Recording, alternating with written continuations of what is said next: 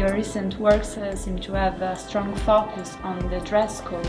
In what way do you think that clothes reveal something of individual's identity? I'm not into clothes directly. I'm not an ethnographer, neither I'm not a clothes specialist. I'm pretty selective in my subject. I like to photograph groups which I used to call themselves traditional groups, old school groups, because they believe that they have a history, a background, and that everything they wear is part of a culture and a tradition.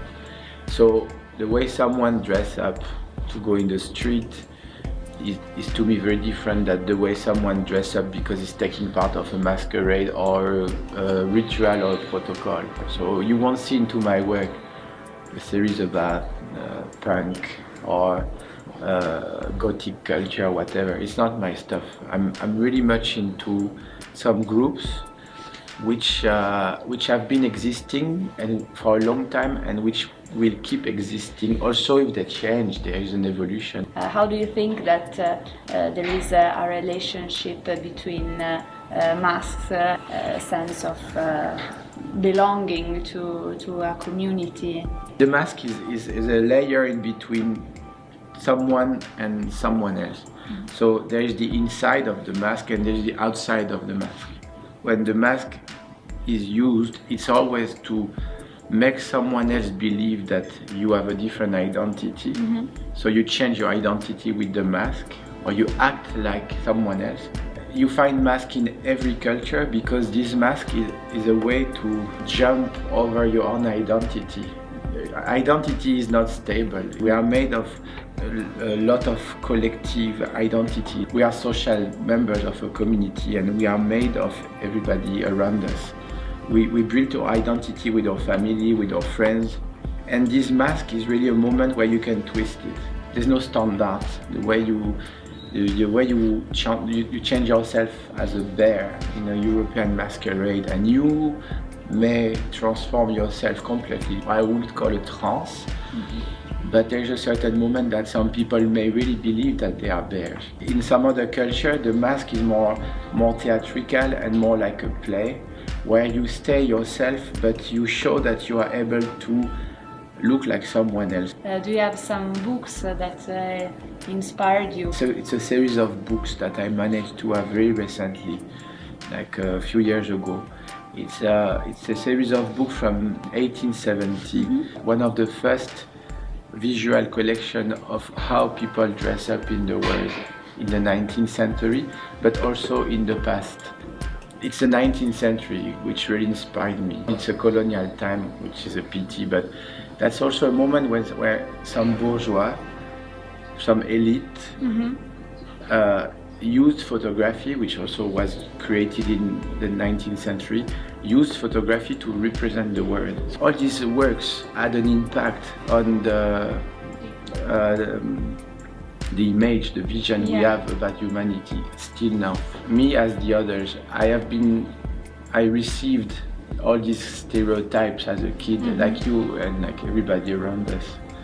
So did it happen to you that when you traveled and studied a place and its community to break some of these stereotypes, some of these clichés? Well, I don't try to break the stereotypes because the position of just photographing a community and while twisting the stereotype would be like almost like a concept, it would become a system. So I take it as it is. I also believe that communities of the 21st century are also re-swallowing the stereotype which were produced about their community. If you look at the video of the Blue Heaven video in the exhibition, you see six Tahitian dancers, but the move and the way they dress up is already exotic for themselves. You look at the video and it's exotic to you, but it's already exotic for them. What they do is already a representation of something which disappeared. It's already a superficial representation for them. Yeah. More and more now, people are reproducing the imagery of what it was before, and it doesn't really matter if it's a stereotype or not, because the main point is that why people are dressing up this way, it's not to be the pure representation of their culture. It doesn't matter if it's accurate or not. What's accurate is that these people are still a community. So, talking about your ongoing exhibition, how was your experience with the Armani Maison and this place? How your works relate with this kind of context? To me, first, the Armani Silos is an architecture which is particular. So, when you have to make a show here, you need to build a show which is fitting into that space precisely. And that was the challenge with this show. Mm-hmm. We really used the space like looking at the chapters of a book. Mm-hmm. And I think we succeed into that. And of course, the fact that this is made by in the context of Armani, it gives a certain spirit to it. So there's a reflection between my photographic work, which is globally a documentary about, and the work of Mr. Armani, which is also in a way a reflection about how to dress up in the 20th and 21st century. In our next issue, we'll talk about icons. So, which are your fashion or artistic icons, the ones you take inspiration from? There are two ways to deal with icons. The most religious one, that suddenly something goes in the center of an image, mm-hmm. and then you really think of an icon as the way to build an image.